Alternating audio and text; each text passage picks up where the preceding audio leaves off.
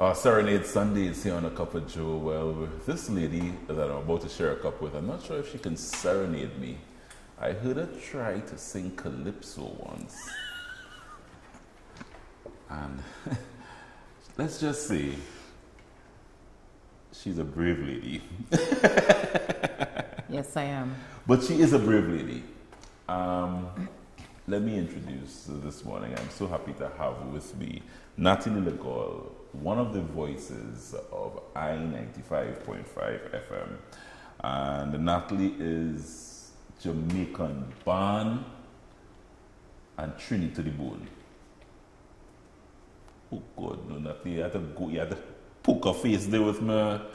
But Joel, you know that doesn't exist in my world. You ever seen me with a poker face yet?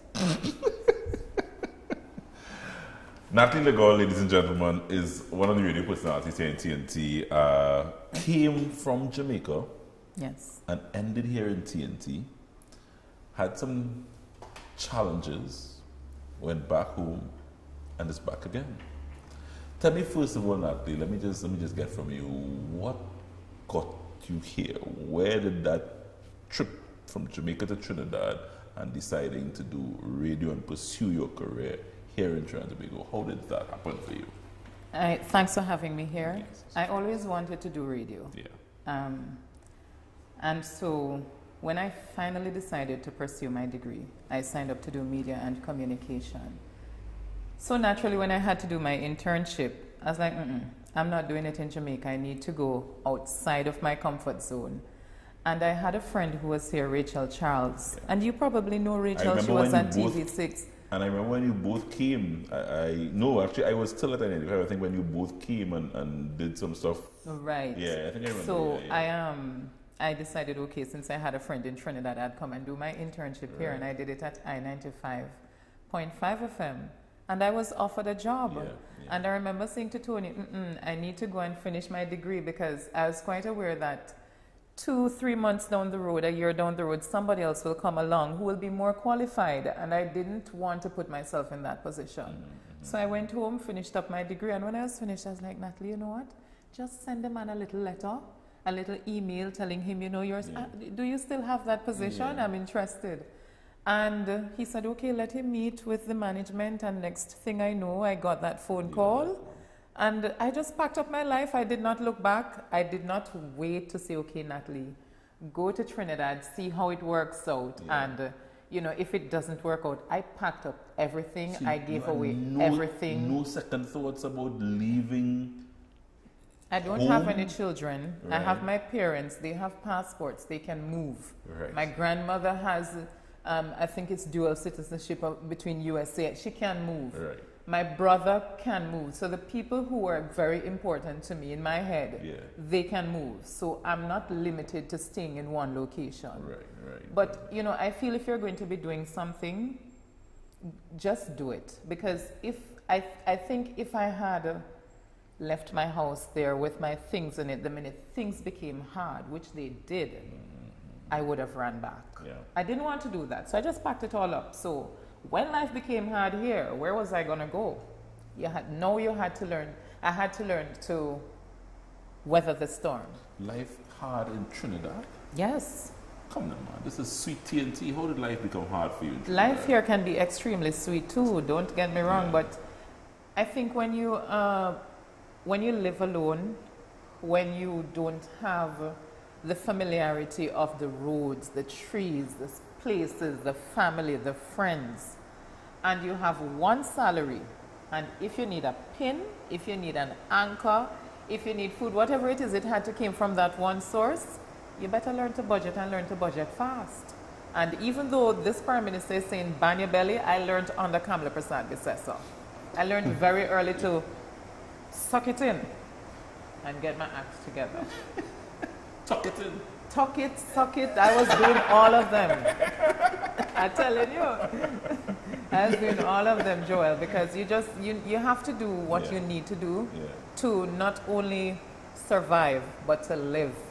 And I enjoy living. As you know, I spent a couple of years living in Jamaica. Yes. How do you compare? I mean, Jamaica is home, and you've been here for how long now? 7 years. 7 years. You've been here. You've been living here. Yes, I live here. You're a Trini. I live. You're an adopted Trini. Okay, yes. You sing you sing calypso. Yes, but you also put me last place when I come and try to do my little poetry, Joel. No. Joel Villafana is one of our judges for Stand Up Tent, and this year I decided, again, typical Natalee fashion, step outside of your comfort zone, Natalee. You're not going to sing this year. You're going to go and do a nice theatrical piece. That put me dead last in the competition. Because it's a calypso competition, Natalee. But calypso has evolved. Do you remember where Rapso started from? Yeah, but no. Do you remember Jamu Rapso? Do you remember Rasta Shorty Eye? I don't want anybody to tell me that this thing cannot evolve. You know, it has evolved, and I am here to help along with the evolution. The Jamaican is evolving with calypso as we speak. Yes. You had some challenges. Yes. A few years ago, some health challenges. Yes. And then I did not know, and then all of a sudden I missed you on the airwaves. And then I recognized that you were forced to head back home. Yep. Yeah. That threw you by surprise a bit. No, not. You see, I've been living with lupus for over 20 years. Oh, so it was yes, a condition that you had. I was diagnosed when I was aged 15. Right. And so over the years, I've had, things happen. I remember when I was 21 years old and, being diagnosed with hypertension. I was like, what is hypertension? I'm young, I'm hot. Yeah. I'm supposed to be in the prime time of my life to look man, to flirt, to make that money. To look man? Yes. To look for man? Yes. Right. I just want to, but it's might not understand everything you say. You all need to get accustomed to the Jamaican patois. Yes. Just to look man. I was at the age where I could look a man. And yet here I was dealing with this thing and, having to make adjustments. Yeah. And by the time I was 26, I was diagnosed with stage 3 renal failure. By the time we caught it, it was already at stage 3. So in 2014, all hell broke loose, as they like to say. So now it wasn't stage 3. I was at the point where I needed dialysis.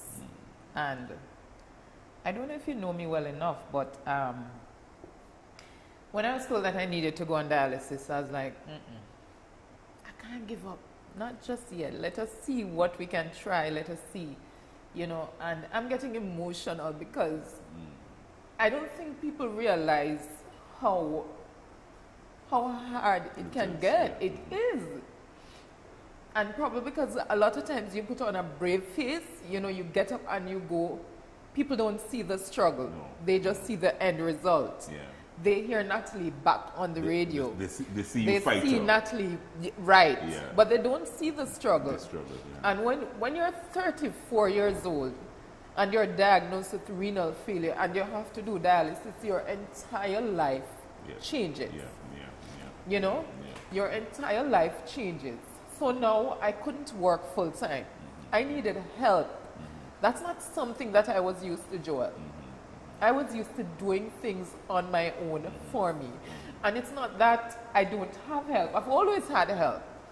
But I had help when I felt as if I needed to access it. I wasn't there anymore. I didn't have a choice this time around. I needed help.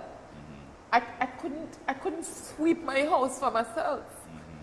And I am such a neat freak and a tidy person, and I remember just sitting and not being able to do anything for myself. I was so sick. And I was like, Lord, what is this? What is this? What is this that you're carrying me through? I can't deal with this, It's just too much.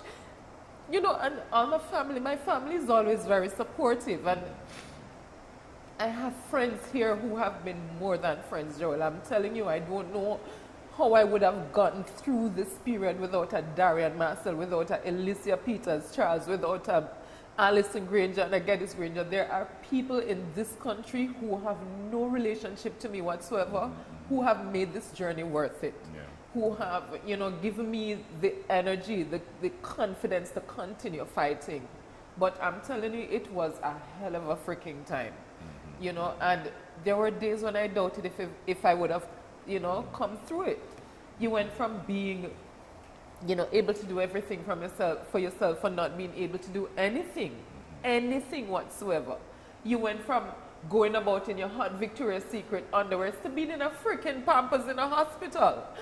And for me, it was embarrassing, it was humiliating. And you don't say these things to people because you don't even want to talk about it. You know, because people don't see this side of Natalee Legore. All they see is this girl who is on the radio with this big mouth who will fight for whatever. But that was a side of me that I didn't even want to deal with. Because now, I mean, I'm in my head now, I'm in my space, and I'm like, you know, these people who have to be taking care of me, what do they think? This is not who they know. You know, the person who they know on the radio is a strong person, is a forthcoming person, is a frank person who doesn't hold back. But when I'm on my back and I'm in a Pampers, who am I at that point? Who am I? I didn't know who I was because that's not who I'm used to.